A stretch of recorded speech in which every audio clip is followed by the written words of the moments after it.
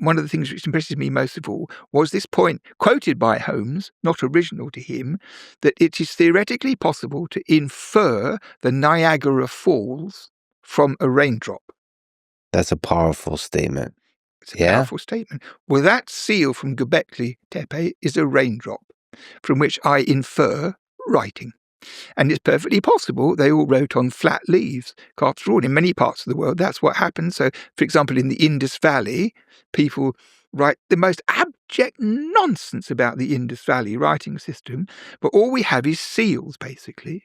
So they are also for ratification purposes, and they have the name of the owner in 3 or 4 or maybe 5 signs, and it's probably me, son of my dad, or milkman, or whatever it is. And it's obvious that they had writing on a perishable material. They can't just have had inscribed stone seals. And many parts of India today write on palm leaf. Why should it be any different? So people think, oh, well, just because it's now, it wouldn't be then. But actually, that argument is utterly, utterly fallacious, because the process of evolution is stymied left, right, and centre by inertia. Inertia is nearly as strong as evolution. And this is something that the people who talk about progress and ideas have no idea about. First of all, your whole line of work, you're making me realize, is a kind of like Sherlock Holmes type of process. The deciphering of the language, archaeology of taking those pieces of evidence and trying to reconstruct a vision of that world. And now you're making me realize that even all the cuneiform tablets we have is just a raindrop compared to the waterfall of thousands of years of humans. We have a lot, but it's nothing in comparison with what existed. But not only that, see, we don't have to decipher anymore. We can read Akkadian or Babylonian and Sumerian pretty well fluently. That's not a problem. So the information which you can get from these sources, especially 3 millennia of sources, is very, very substantial. Very substantial, but it means that Assyriologists have the inbuilt idea that what we have is something like all there ever was, which is absurd. For example, there's a period called the Earth-3 period, where people lived in city-states. They wrote very small account tablets by the 1,000, and there were 2 or 3 major cities where this is the way they lived. People had to bring tithes and offerings, and everything was recorded by what I always refer to and people sympathise with as the ancestors of the inland revenue, because everything had to be written down so that some schmuck could check it and fill out the ledger, and some other schmuck above him could okay it, so there was no funny business or no mistakes. Now the thing is, there are thousands of those tablets written in about 2100 to 2000 BC, thousands of them, about size of a box of matches.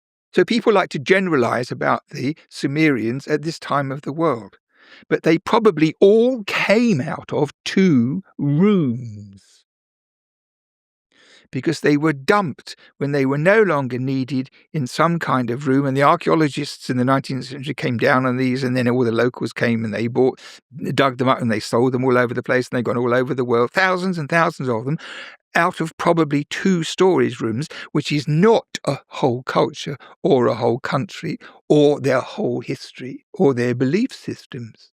So our view of it is slewed by the nature of the material. And sometimes the material is opulent and benevolent, but not always. And sometimes the people who work with slewed material don't even realize how slewed it is. I mean, it's quite remarkable. So you, in all your time of studying cuneiform tablets, do you sometimes late at night get a glimpse of the waterfall? Like, can you imagine? Yes, I can imagine. I can imagine easily, because once in a while a library is discovered.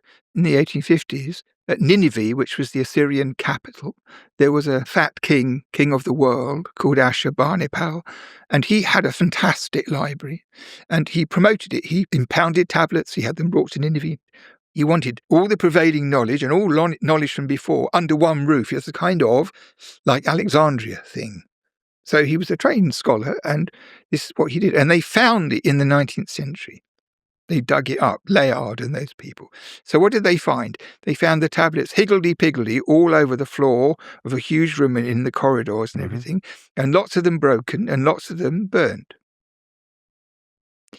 So ever since then, until really quite recently, Assyriologists have spent all their, people who work on these Nineveh towns, spent all the time joining the bits together. And you have the story about Gilgamesh and the goddess who falls in love with him in the garden and she wants to seduce him and ... you can't find the bit. So you look for another bit, you look for another bit. And gradually they piece together the literature.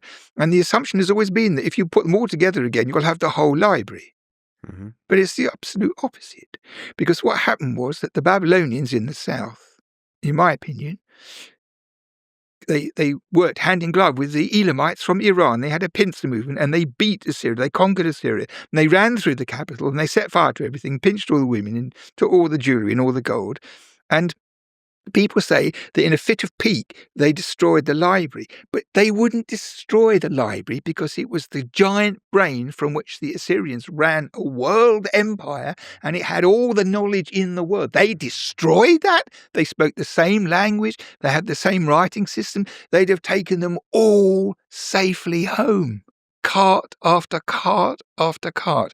And I think what's left there is duplicates and broken things, the things that got drops and everything. And that's what everyone thinks is it. So this is also is a controversial point. You're just nonstop. But it's starting trouble. It's common sense. You're going to get both of us canceled today. But you see the thing. It's predicated on the assumption that what we have is only what there was. And this is such a fallacy. It needs to be attacked left, right, and centre.